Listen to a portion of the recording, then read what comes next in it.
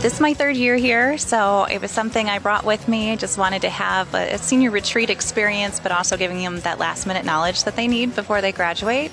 So it's been here ever since, and hopefully it's long-standing. Our kids love it. They look forward to it as well. There's a lot of energy, and it's just a great way to end the year. The sessions that we focused on, finances and interviewing skills, self-defense, car care, how to keep yourself safe. Sheriff Sigsworth was here talking to the students, and then the graduate panel comes in at the end of the day. So we really try to cover all facets of life and things that they might not have thought about. Like self-defense, nobody ever really thinks of that.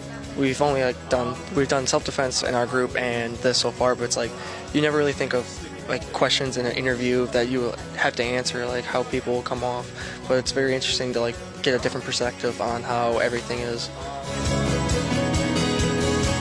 So in my position, I get to do a lot of the job interviews. So I've had the opportunity today to talk with the students about proper interviewing techniques, about how to apply for jobs, and things along those lines. So it's important to know proper etiquette for interviewing, what to wear to an interview. So from the very basic things about, how you approach an interview.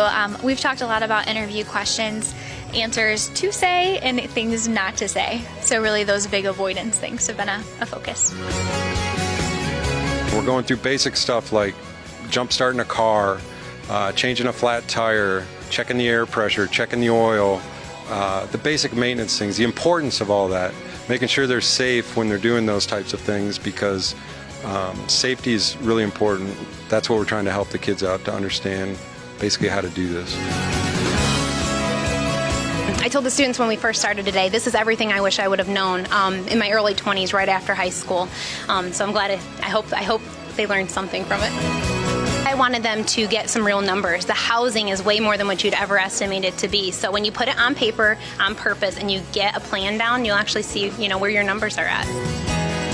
I've actually been up here all the last 4 weeks with the teachers, and they've passed along the last few years with eds with the seniors.